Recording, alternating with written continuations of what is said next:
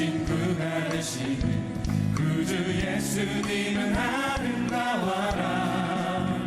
산 밑에 백합하여 빛나는 새벽별 주님 영원할 길 아주 없도다. 내 맘이 아플 적에 그 위로 되시며 나 외로울 때 좋은 친구다.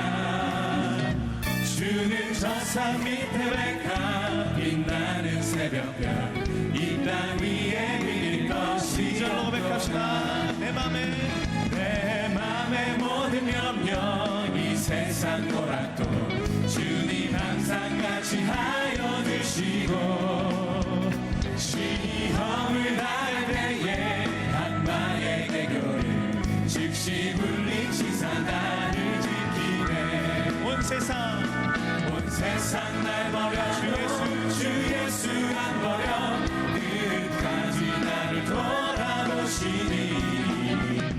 주는 저 산 밑에 백합 빛나는 새벽별 이 땅 위에 이길 것이 없도다. 내 맘을 다하여서 주님을 따르며 길이 나를 사랑하리니. 물불이 두렵지 않고 창고로 겁없네. 주는 높은 산성 내 반대시라. 내 영혼 먹이시는 그 은혜 누리고 나 친히 주를 뵙기 원하네. 주는 저 산 밑에 백합 빛나는 새벽별 이 땅 위에 빌릴 것이 없도다. 아멘. 우리 주님과 같은 분 없습니다. 믿으십니까? 그 주님과 함께 동행하며 축복을 누리기 원합니다. 내 영혼 먹이시는 그 은혜 누리고 나 친히 주를 뵙기 원하네. 아멘.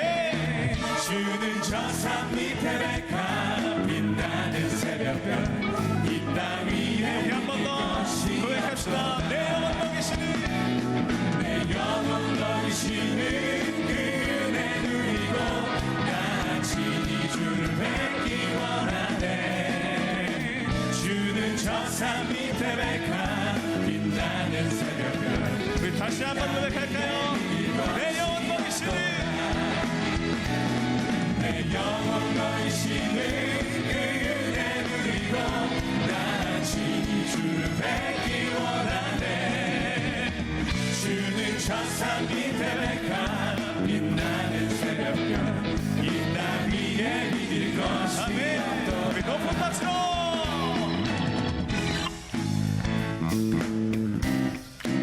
여러분, 우리 주님과 동행함의 기쁨을 함께 누리시길 소망합니다. 할렐루야.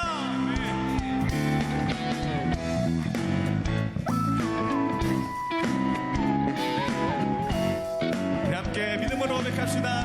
주와 같이 길 가는 것, 주와 같이 길 가는 것 즐거운 일 아닌가. 우리 주님 걸어가신 발자취. 우리 믿음으로 다시 한번 주와 같이 길 가는 것 즐거운 일 아닌가. 우리 주님 걸어가신 발자취를 밟게. 아멘. 한 걸음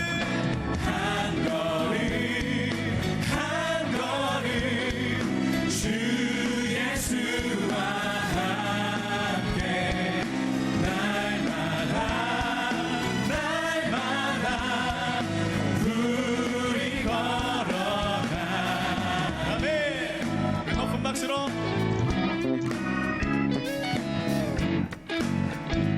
계속해서 2절로 고백합시다. 어린아이 같은 우리 미련하고 약하나 주의 손에 이끌리어 생명길도 가게. 어린아이 같은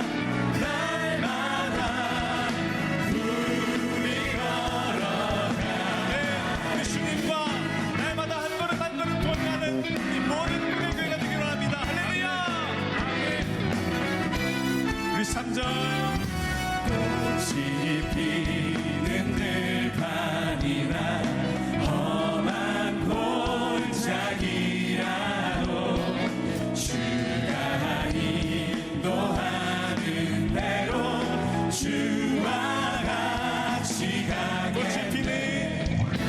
꽃이 피는 들판이나 험한 골짜기라 주님 인도하는 대로 주가 인도하는 대로 주와 같이 가게.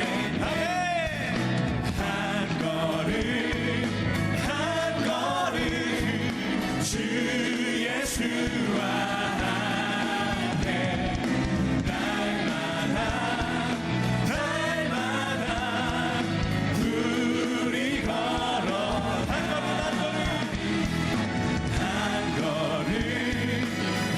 걸음 주 예수와 함께 날마다 여러분들의 목소리로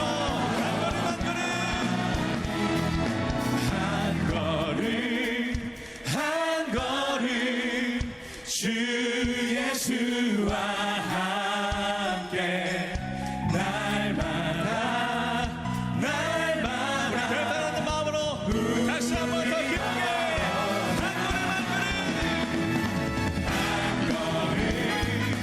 한 걸음 주 예수와 함께 날마다 우리 걸어가리. 아멘.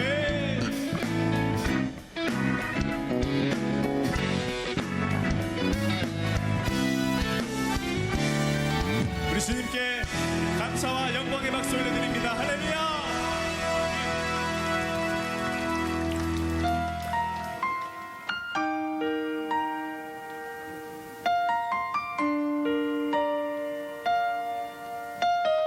우리 시간 우리 함께 이 예배에 주님께서 임재하심을 간절히 소망하며 고백하겠습니다. 하늘의 문을 여소서 이곳을 주목하소서 주를 향한 노래가 꺼지지 않으니 하늘을 열고 보소서 이곳에 임재하소서 이곳에 임재하소서 주님을 기다립니다. 기도의 향기가 하늘에 닿으니 주님 임재하여 주소서 주여 임재하여 주소서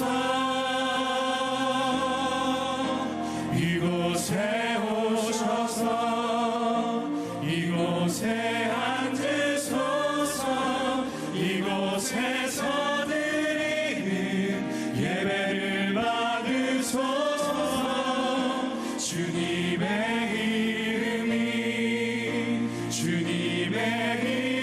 이름만이 오직 주의 이름만 이곳에 있습니다.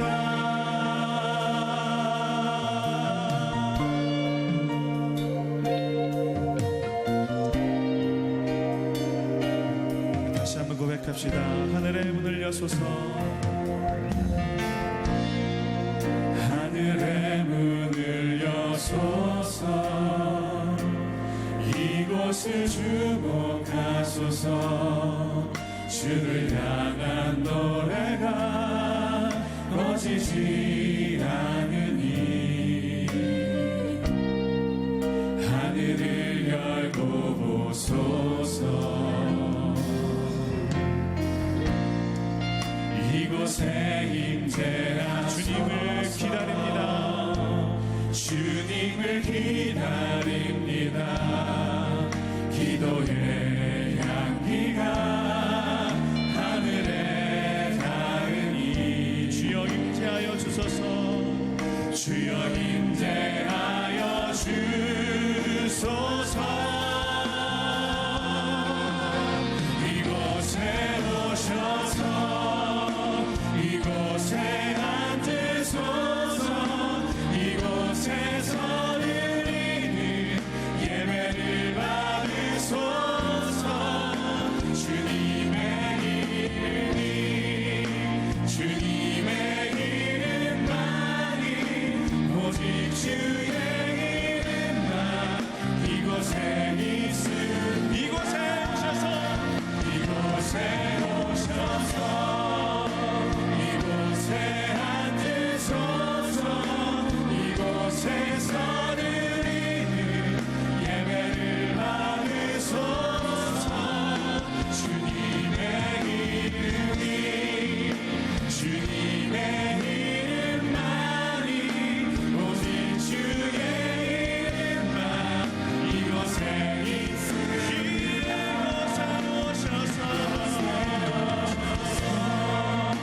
이곳에 앉으소서. 이곳에서 드리는 예배를 받으소서.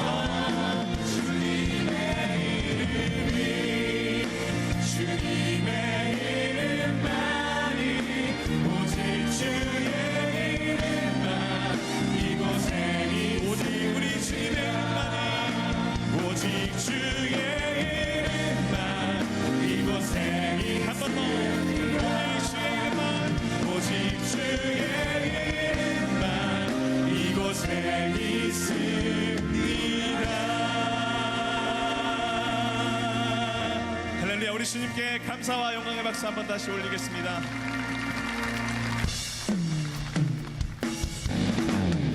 우리 다 함께 자리에서 일어나셔서 십자가의 사랑으로 날마다 우리와 동행하시는 주님의 사랑을 찬양하기 원합니다.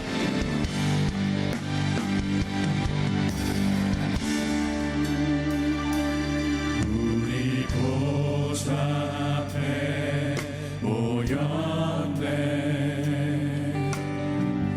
함께 주를 찬양하며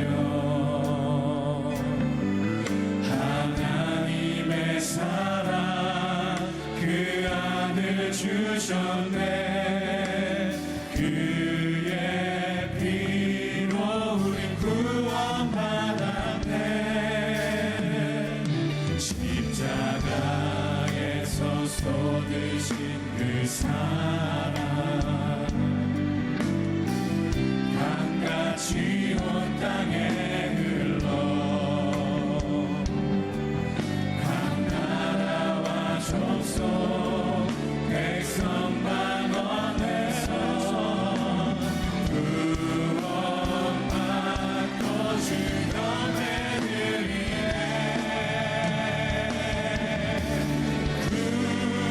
구원하시니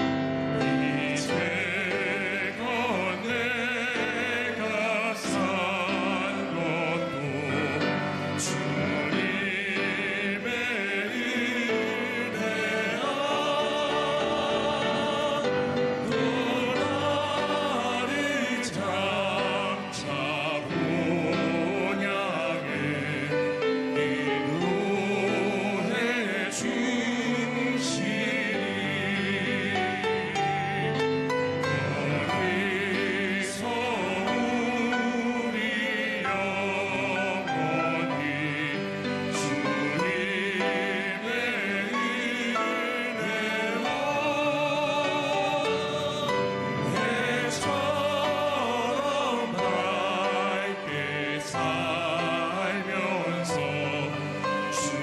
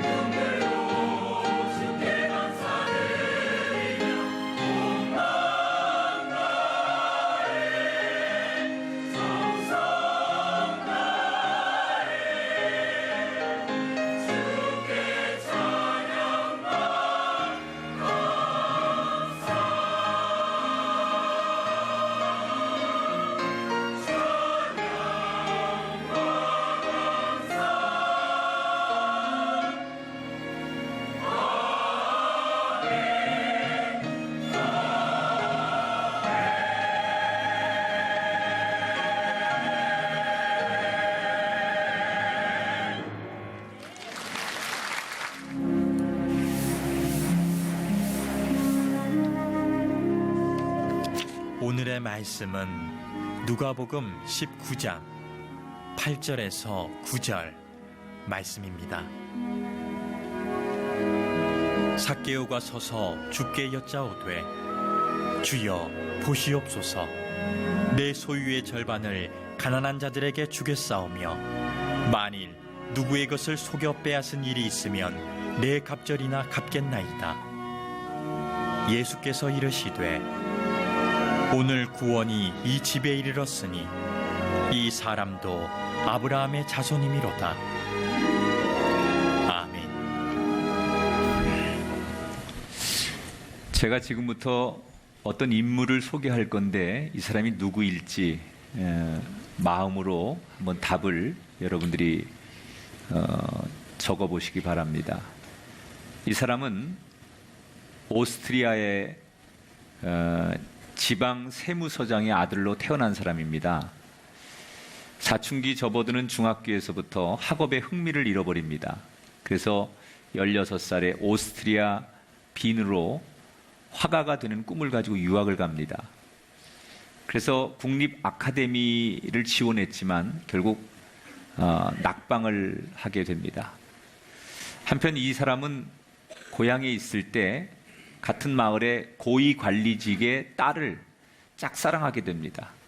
그런데 너무나 소심했고 자신의 평범한 외모가 부끄러운 나머지 그 금발의 훤칠한 키에 예쁜 외모를 가진 그녀에게 감히 다가가지 못하고 짝사랑만 합니다. 그렇게 4년 동안 짝사랑만 하다가 한 번도 말을 건네지 못했던 그는 익명으로 편지를 남기고 빈으로 유학을 가게 됩니다.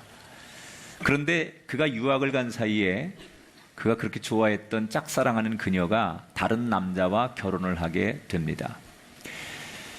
그는 성장한 다음에 이러한 과거의 좌절의 경험을 두고두고 기억하면서 세상을 증오하기 시작합니다. 내가 원하는 걸 이루려면 권력을 줘야 한다는 것을 알게 됩니다.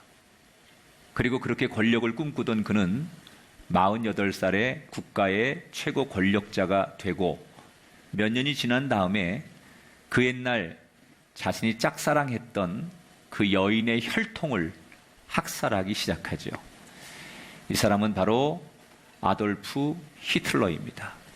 그녀가 짝사랑했던 그 여인이 유대인이었거든요. 그래서 유대인들을 잔인하게 600만 명 학살하게 되지요. 히틀러라고 하는 사람의 인생은 과거에 얽매인 인생이었습니다. 원하는 꿈을 이루지 못한 과거에 얽매여서 권력의 욕심을 냈고 짝사랑에 실패한 과거에 얽매여서 결국 수많은 유대인들을 학살하게 됩니다. 아돌프 히틀러만 그러느냐? 오늘 이 시대를 살아가는 우리들도 과거의 경험에 얽매여서 지금의 인생을 누리지 못하고 미래를 열지 못하는 사람이 얼마나 많은지 모릅니다. 오늘 누가복음 19장 1절부터 10절 삭개오의 이야기를 통해서 이런 하나님의 음성을 들었으면 좋겠어요. 한번 따라 합시다. 이제부터 잘하면 된다. 지난 시간에 누가복음 18장의 이야기는 예수님께서 32km 예루살렘을 앞에 둔 한 마을에 도착하시죠. 거기는 여리고라고 하는 마을이에요.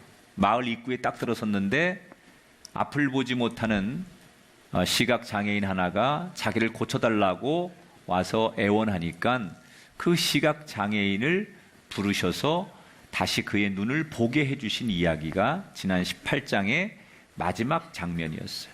그리고 오늘 19장으로 넘어오면 그 시각장애인을 고치신 사건이 마을 막 입구에서 시작이 됐고 그 마을이 굉장히 큰 도시였는데 그 도시 중심을 지나면서 사람들이 예수님이 이 마을에 왔다는 소문을 듣고 삽시간에 예수님 주변으로 사람들이 몰려들기 시작하죠. 이렇게 많은 사람들이 예수님 주변으로 막 마을 중심으로 가면 갈수록 몰려드는데 그 중에 예수님을 유심히 보고 있는 한 사람이 있었어요. 그 사람의 이름은 삭개오라고 하는 사람이고 이 사람의 직업은 세리장입니다. 세리라고 하는 건 어떤 거냐? 로마 사람들의 위탁을 받아서 각종 통행세, 자릿세 이런 각종의 세금을 걷는 소위 로마의 세무원들이 고용하는 사람들, 이 사람들을 세리라고 해요. 이 세리들의 리더, 우두머리를 세리장이라고 하는데 삭개오는 바로 그런 사람이죠. 당시의 세리들은 유대인들이었는데 로마를 위해서 세금을 걷지요. 그런데 정직하게 세금을 거두면 자기들의 이윤이 없으니까 자기들의 이윤을 위해서 원래 정해진 세금 이외에 이런저런 수수료를 붙여서 자기들의 이익을 챙기느라고 과다한 세금을 걷게 됩니다. 그래서 유대인들의 원성을 사죠. 같은 동족인데 유대인들에게 너무 많은 세금을 착취하는 이 세리들은 공공의 적이 되는 거예요. 특히 이 세리들의 리더였고 우두머리였던 삭개오는 사람들에게 더더욱 공공의 적이 될 수밖에 없었어요. 그는 아마도 키가 굉장히 작았던 사람 같아요. 그리고 외모가 그렇게 특출나지 않았던 것 같아요. 그래서 사람들은 그의 작은 키를 놀렸고 그의 이름을 부를 때마다 늘 욕설을 사용하며 도둑놈이라고 그와 늘 맞서 싸웠어요. 오늘 이 삭개오라고 하는 사람을 성경에서 두 단어로 표현하죠. 수식어가 두 개 나와요. 하나 부자라는 수식어, 또 하나가 죄인이라는 수식어예요. 그러니까 이 사람이 적어도 타인들에게 어떤 평가를 받는 사람인지를 성경이 이 두 단어로 잘 설명해 주고 있는 거예요. 삭개오라고 하는 사람은 사람들이 자기를 비판하고 손가락질하고 욕을 하면 할수록 돈으로 자신의 인생을 에워싸면서 위로했지만 그러면 그럴수록 더 큰 외로움을 느꼈어요. 그러면서 언젠가부터는 자기 마음속에 혼자 이런 생각을 하는 거예요. 내 인생에 진짜 나를 이해해 줄 한 명의 친구라도 있었으면 좋겠다. 그런 갈급함이 삭개오에게 늘 있었는데 어느 날 예수님이 우리 마을에 왔다는 소식이 들리는 거예요. 그런데 그 예수님은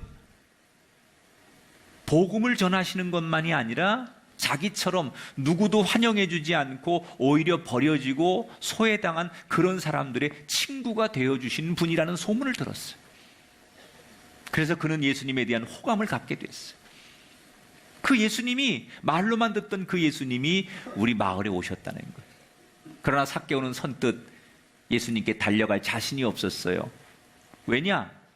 소문에 저분이 죄인들, 세리들, 창녀들, 연약한 아이들, 이런 사람들을 친구로 맞아주시는 참 마음이 넓은 분이라는 것은 듣기는 했지만 과연 나 같은 놈도 받아주실까? 이 동네에서 100이면 100 다 손가락질하고 도둑놈이라고 하고 나쁜 놈이라고 하고 내 이름보다는 욕설이 더 익숙하게 나를 부르는 이 사람들의 평을 들었다면 예수님도 나를 저 마을 사람들처럼 그런 한 사람으로 보시지 않을까? 그래서 그는 예수님께 가고 싶기는 했지만 자기를 받아주지 않을 것 같은, 거절당할까 봐 그래서 그는 예수님께 감히 가지를 못하고 망설이게 되죠. 자, 그런 이 삭개오가 그렇게 망설이다가 주저하다가 뭘 선택했을까요? 나는 환영받지 못하니 그냥 주저앉았을까요? 아니면 그래도 예수님을 한번 만나볼까? 용기를 내고 찾아갔을까요? 자, 어떻게 했는지 3절 4절을 볼게요. 그가 예수께서 어떠한 사람인가 하여 보고자 하되 키가 작고 사람이 많아 할 수 없어 앞으로 달려가서 보기 위하여 돌 무화과 나무에 올라갔다 그랬어요. 자, 삭개오가 뭘 선택해요? 주저앉기보다는 예수님께 찾아가는 것을 선택했어요. 비록 내가 예수님께 나가는 것이 두렵고 껄끄럽지만 예수님을 만나는 그것을 선택한 삭개오. 그런데 이때부터 삭개오의 인생이 변하기 시작했어요. 사람들은 이 삭개오를 차별했어요. 무시했어요. 환영해 주지 않았어요. 그런데 예수님은 그 삭개오를 차별하지 않고 버리지 않고 그 삭개오를 맞아 주셨어요. 여러분, 왜 오늘 2000년 전에 이 삭개오 이야기를 성경에서 여러분에게 들려주느냐? 이 사건은 2000년 전의 사건이 아닙니다. 지금 이 시대를 살아가는 저와 여러분이 살아가는 우리의 인생 속에도 이 자리에 앉아 계신 여러분 가운데도 삭개오처럼 과거를 벗어 던지고 싶지만 과거에 저지른 일 때문에 부끄럽고 두렵고 사람들 앞에 미래를 향해 가기를 주저하는 사람들이 이 자리에 많이 계실 거예요. 다른 사람은 몰라도 내가 나를 보면 사람들 앞에 나를 드러낼 자신이 없는 삶이 오늘 우리 가운데 많은 분들이 자기를 붙들고 있는 삶이에요. 사람들이 날 받아줄까? 나를 인정해 줄까? 여러분, 정말 방법이 없는 겁니까? 우리가 한번 실수하고 우리의 과거의 굴레 때문에 우리는 여전히 앞으로 나가는 그 인생에 있어서 방법이 전혀 없는 겁니까? 있습니다. 오늘 삭개오가 그 방법을 알려주는 거예요. 예수님께 나가면 됩니다. 어떻게든지 예수님께 나가기만 하면 그 과거가 어찌 됐든 간에, 내 모습이 어떻게 살아왔든 간에 그 인생의 새로운 삶이 시작될 줄 믿습니다. 지금의 러시아는 세계 강대국 중에 하나의 나라가 되었지만 불과 400년 전만 해도 러시아는 유럽에서조차도 전혀 알아주지 않는 힘없는 촌동네 국가였어요. 이런 별 볼 일 없는 러시아를 세계 강국으로 만든 사람이 바로 표트로 1세라고 하는 사람이에요. 이 표트로라고 하는 사람은 자기 이복 사촌 형과 함께 14년 동안을 공동 왕으로 나라를 다스립니다. 그런데 그 이복 형이 죽고 나서 자기 혼자 왕이 된 다음에 이제 황제가 되는 거죠. 이 무기력한 이 나라를 어떻게 유럽의 저 나라들과 견주어 강한 나라를 만들까 고민을 하던 표트로는 유럽의 사절단을 보내서 선진 문물을 익히게 합니다. 그런데 표트로가 신하들만 보내는 게 아니라 자기가 직접 그 사절단 속에 포함이 돼서 신분을 감추고 평민인 것처럼 위장을 해서 직접 유럽에 가서 황제가 기술을 배우는 거예요. 예를 들어서 독일에 가서는 포병으로 위장을 해서 대포 제조 기술을 배우고, 네덜란드에 가서는 목수로 위장을 해서 직접 배를 만들어 보고, 또 영국에는 해군처럼 위장해서 그 영국의 해군을 직접 몸소 체험을 해요. 이때 많은 유럽 나라들은 러시아를 무시했습니다.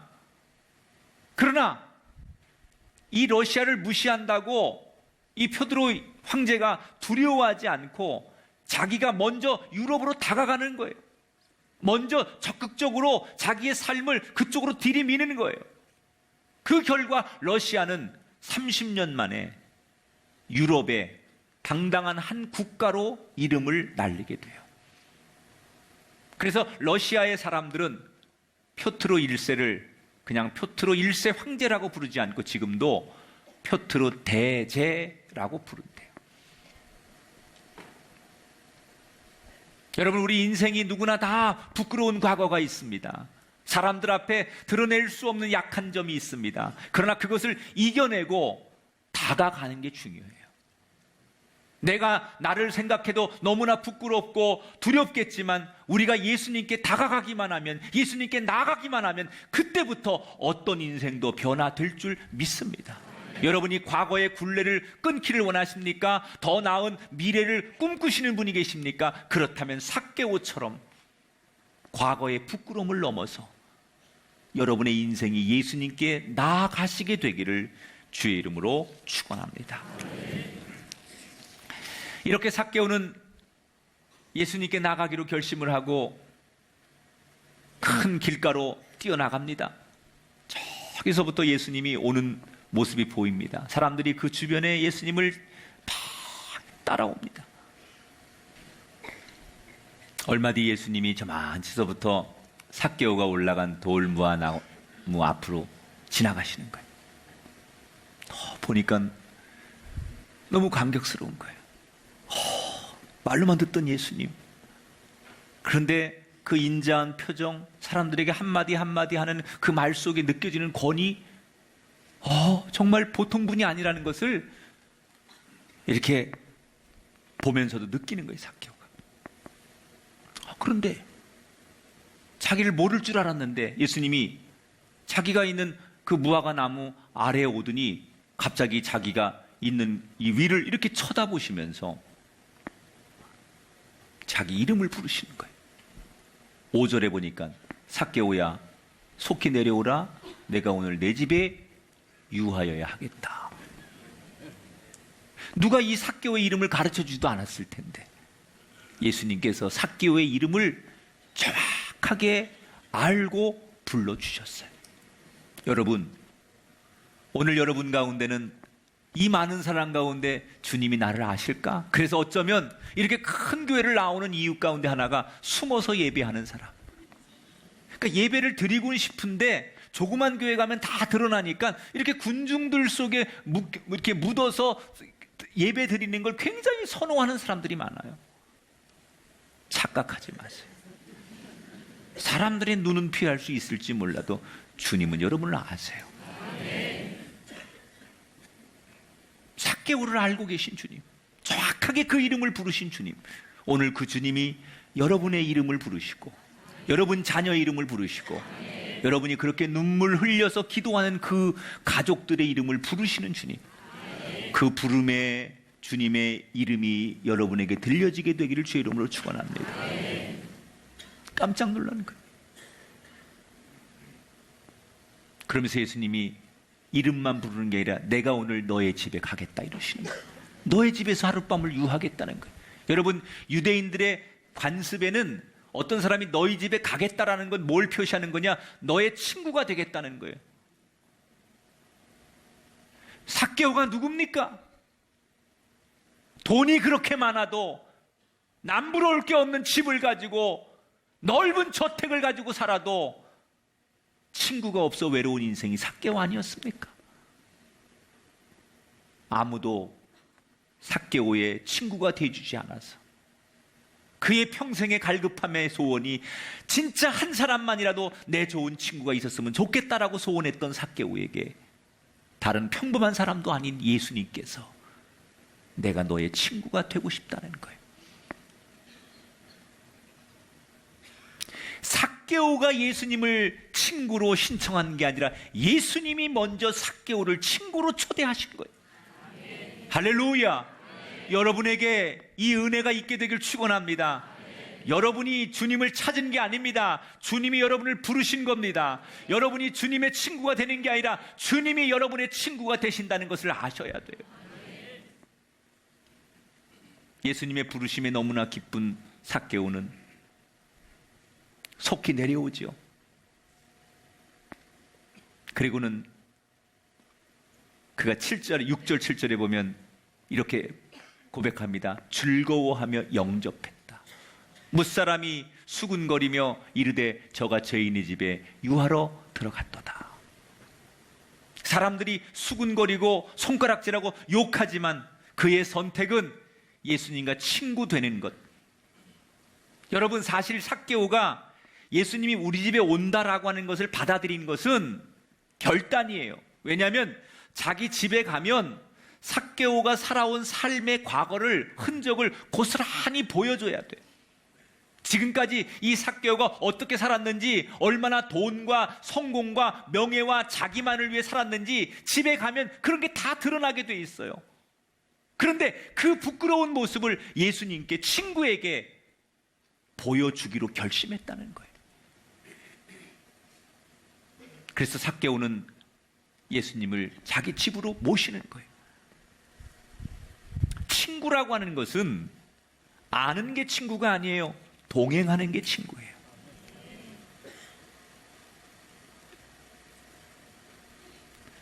우리 옛말에 친구 따라 강남 간다 이런 얘기합니다. 이게 친구가 누구냐에 따라서 우리 인생이 달라집니다. 어떤 통계에 보니까 내 옆 청소년들이 흡연을 연구해 보니까 내 옆에 흡연을 하는 친구가 있으면 흡연을 하게 될 확률이 그런 친구가 없을 때보다도 18배가 높대요. 또 미국에서 이런 실험을 통계를 냈는데 SNS에 내가 신뢰하는 친구가 어떤 기사에 의견을 달았을 때는 그 의견을 동조하는 경우가 35%로 높아지는데 내가 신뢰하지 않는 친구가 어떤 의견을 달았을 경우에는 그 의견에 동조하는 게 8%로 떨어진다는 거예요. 그러니까 누구 때문에 의견을 결정하느냐? 결국은 친구 때문에 의견을 결정한다는 거예요. 그래서 미국의 펜실베니아 대학교의 마케팅 교수인 조나 버거라고 하는 교수가 보이지 않는 영향력이라는 책에 이런 말을 합니다. 우리가 내리는 모든 결정의 99.9%는 타인에 의해서 이루어지게 된다. 내가 결정하는 것 같지만, 내가 선택하는 것 같지만 대부분은 내 주변의 영향을 받아서 누구의 이야기를 듣고 정보를 듣고 그 사람의 선택을 보면서 자기의 주관이 생기게 된다는 거예요. 다시 말하면 우리가 어떤 친구를 사귀고 어떤 친구를 믿느냐에 따라서 내 생각이 결정되고 행동이 결정되고 인생이 결정된다는 거예요. 그런 의미에서 여러분에게 다시 한번 물어봐야 돼요. 여러분의 진정한 친구는 지금 누구십니까? 여러분이 정말 믿고 의지하는 친구는 누굽니까? 돈입니까? 명예입니까? 성공입니까? 지식입니까? 지금까지 여러분이 맺어온 거래처이십니까? 돈, 지위, 성적, 거래처, 이런 친구가 내 인생을 잠시는 빛나게 해줄 수 있을진 몰라도 영원히 내 인생을 행복하게 해줄 수는 없습니다. 정말 나를 끝까지 영원히 빛나게 해줄 친구가 있다면 그게 누굽니까? 나를 불러주신 예수님. 그 예수님과 동행하는 거예요. 삭개오는 돈이라는 친구, 명예라는 친구, 세상의 자랑이라는 친구, 이 친구 대신 예수님이라는 친구를 선택했어요. 그때부터 그의 미래가 열리기 시작했어요. 나무 위에 숨어서 그 예수님을 훔쳐보고 있던 삭개오를 부르신 예수님, 그 예수님이 오늘 이 예배에 나오신 여러분의 이름을 부르고 계십니다. 너는 내 친구라, 내게 내려오라, 내가 너와 함께 하고 싶다라고 부르시는 그 주님의 초청에 여러분 손을 잡으십시오. 그때부터 여러분의 과거, 여러분의 지나온 날의 삶의 이야기는 새로운 이야기로, 미래의 이야기로 바뀌어지게 될 줄 믿습니다. 지금까지 어떻게 살았든 상관없습니다. 여러분 오늘 손을 내미시는 여러분에게 친구 되겠다고 여러분 숨어있는 여러분을 바라보시며 내려오라고, 내 손 잡으라고, 내가 너의 친구가 되겠다고 부르시는 주님의 손을 붙잡기만 하면 삭개오처럼 여러분이 살아온 삶의 과거는 문제가 되지 않아요. 그런 은혜가 여러분에게 임하게 되길 축원합니다. 이제는 주님과 친구 되어 동행하기를 결심한 삭개오는 예수님을 집으로 모십니다. 그리고 자기의 부끄러운 그 모습을 그대로 보여줍니다.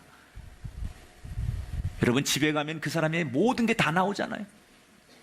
신방받을 때 조심해요. 다 보여, 다 보여. 나는 이렇게 다른 사람 차만 타도 그 사람이 다 보이더라고요. 자기 집에 예수님이 오셨는데 얼마나 많은 부분을 고스란히 다 노출하는 거예요. 그 부끄럽고 그 과거의 욕심으로 살고 남의 피를 빨아먹고 남의 눈에 눈물 나게 했던 그 삶의 흔적들을 고스란히 다 예수님께 보여드렸잖아요. 남들 같으면 그런 모습을 비웃고 비판했을 텐데 예수님은 전혀 그를 비웃지 않고 오히려 즐겁게 식사를 하십니다. 삭개오는 너무나 행복했어요. 늘 자기의 약점과 단점만 지적하던 세상 사람들과는 달리 있는 모습 그대로를 받아주시는 예수님이 너무 좋았어요. 그렇게 즐겁게, 얼마 만에 이렇게 즐겁게 걱정 없이 누군가를 의식하지 않고 행복하게 식사했던 적이 있는가? 예수님과 그렇게 정말 즐겁게 식사를 마친 삭개오가 식사를 마칠 쯤에 갑자기 일어나더니 정말 공손한 태도로 예수님께 스스로 이렇게 자기가 고백하며 약속을 하는 거예요. 8절을 볼게요. 같이 읽어봐요. 시작. 주여 보시옵소서. 내 소유의 절반을 가난한 자들에게 주겠사오며 만일 누구의 것을 속여 빼앗은 일이 있으면 네 갑절이나 갚겠나이다. 자, 보세요. 소유의 절반을 가난한 사람인데 재산의 절반을 가난한 사람에게 내가 기부하겠다는 거예요. 그리고 그동안 남에게 내가 아프게 해서 남을 속여서 부당하게 챙긴 이익에 대해서는 4배로 배상을 하겠다고 약속을 했어요. 여러분, 이게 굉장히 파격적입니다. 당시 율법, 당시 법에서는 만약에 남에게 손해를 끼쳤으면 1.2배를 배상하면 돼. 그게 법이에요. 그런데 1.2배가 아니라 4배를 배상하겠다는 거예요. 여러분 생각해 보세요. 삭개오는 돈에 대한 이 계산하는 머리가 최고 아닙니까? 세리니까? 아멘 좀 하시지. 그런데 바보가 아닌 이상 자기가 지금 뱉은 말을 계산해 보면 내가 재산 절반을 기부해요. 그리고 남은 재산 가지고 내가 남한테 잘못한 거 4배로 보상해 주겠다는. 그러면 그 얘기는 내가 빈털터리가 되고 완전히 알거지가 된다는 걸 자기도 알아요. 아니 돈 계산하는데 수학적인 이 계산으로 평생 살던 세리였던 삭개오가 그걸 모르겠습니까? 그런데 왜 삭개오는 그런 선택을 하느냐? 사람이 이 지긋지긋한 과거, 부끄러운 과거, 이거 끊고 완전히 born again, 새로 태어나는 인생만 될 수 있다면, 그러니까 우리가 과거를 못 끊는 거는 이 과거의 삶이 오늘도 내일도 이어지기를 원하니까 과거를 못 끊는 거지, 완전히 새롭게 태어나길 원하면 이 과거는 다 버릴 수 있는 거예요. 삭개오는 그걸 선택한 거예요. 이제는 남의 것을 빼앗고 남의 눈에 눈물 나게 하고 내가 힘으로 내 권력으로 남의 것을 훔쳐오는 인생이 아니라 내가 사랑하며 섬기며 예수님처럼 이렇게 낮은 자, 버려진 자, 소외당한 자, 이런 사람의 친구가 되고 싶다라고 하는 사랑을 선택했다는 거예요. 지금까지는 싸움과 증오와 다툼과 이걸 선택했던 인생이 삭개오였다면 이제는 베풀고 나누고 사랑하고 새로운 인생을 살고 싶다는 거예요. 이 삭개오가 과거의 굴레를 끊어버리는 마지막 방법이 뭐냐? 사랑을 선택했다는 거예요. 여러분, 사랑은 무서운 겁니다. 사랑하면 안 되는 게 없습니다. 사람이요, 사랑을 하면요, 온 세상 대지를 다 품고도 아직도 여백이 있는 게 사람 마음이에요. 그런데 증오와 미움과 원망을 가지면요, 바늘구멍 하나 들어갈 수 있는 틈이 없는 게 사람 마음이에요. 예수님이 어떻게 그렇게 살 수 있었을까? 사랑을 가졌기 때문에. 하나님은 사랑이시라. 따라합시다. 이제부터 사랑하면 됩니다. 지금까지 내가 어떻게 살아왔든 남들이 뭐라고 하든 상관없습니다. 이제부터 내가 먼저 사랑하고 내가 먼저 용서하고 내가 먼저 베풀기를 결심하는 순간에게 그 과거의 굴레를 끊는 새로운 인생이 시작된다는 거예요. 얼마나 많은 사람들이 과거의 문제 때문에 지금까지 싸우고 갈등하고 다투고, 가족들, 친지들, 여러분 친구들, 동료들 껄끄러운 관계로 그 10년 전의 사건 때문에, 그 지난날의 과거 때문에 10년이 지나서도, 아니 앞으로 또 10년이 다가올 미래까지도 여전히 그 과거의 증오와 상처 때문에 용서하지 못해서 부끄러운 인생을 사는 사람이 얼마나 많은지 몰라요. 왜 과거의 일 때문에 새로운 관계를 시작하는데 힘들어해야 합니까? 어떻게 이 과거를 끊을 수 있습니까? 사랑하면 됩니다. 사랑을 선택하십시오. 따라합시다. 이제부터 잘하면 됩니다. 삭개오는 지금까지는 과거형의 사람이었어요. 자랑할 게 없는 사람이었어요. 자기 도취에 빠졌던 사람이었어요. 그런데 그가 어느 날 예수님을 만나면서 이제부터 잘해야지, 오늘 삭개오의 그 고백이 이 자리가 되시고 여러분이 되시길 축복합니다. 이 자리에서 여러분도 고백하십시오. 내가 이제부터 잘하면 되지. 오늘부터 잘하면 되지. 지금부터 잘하면 되지. 이 결단과 고백을 통해서 과거의 굴레를 벗어던지고 새로운 인생이 시작된 삭개오처럼 저와 여러분, 우리 가정에 아름다운 변화가 일어나게 되기를 축원합니다. 이렇게 놀라운 과거의 굴레를 벗어던진 삭개오에게 예수님께서 엄청난 얘기를 하시죠. 9절 같이 읽어볼게요. 시작. 오늘 구원이 이 집에 이르렀으니 이 사람도 아브라함의 자손이미로다. 여러분, 구원이라는 게 뭐예요? 구원은 본래의 자리로, 온전한 자리로 회복하는 거예요. 원래의 온전한 상태로 회복하는 걸 구원이라고 하는 거예요. 그런 의미에서 저는 여러분에게 광역적인 구원을 선포합니다. 육신이 병든 분 구원이 임하길 축원합니다. 가정의 경제적인 문제와 갈등과 싸움과 괴로움이 있는 영혼과 그 가정들에게 구원의 축복이 있을지어다. 원래의 상태로, 가장 행복했던 자리로 회복하는 축복들이 오늘 이 삭개오의 귓가의 가정에 들렸던 것처럼 오늘 이 복음을 듣는 여러분의 인생 가운데, 오늘 너의 인생 가운데, 너의 가정에 구원이 임하리라. 이 축복을 부여안고 세상을 향해 아름답게 걸어갈 수 있는 또 다른 이 시대의 삭개오들이 되시기를 주의 이름으로 축원합니다.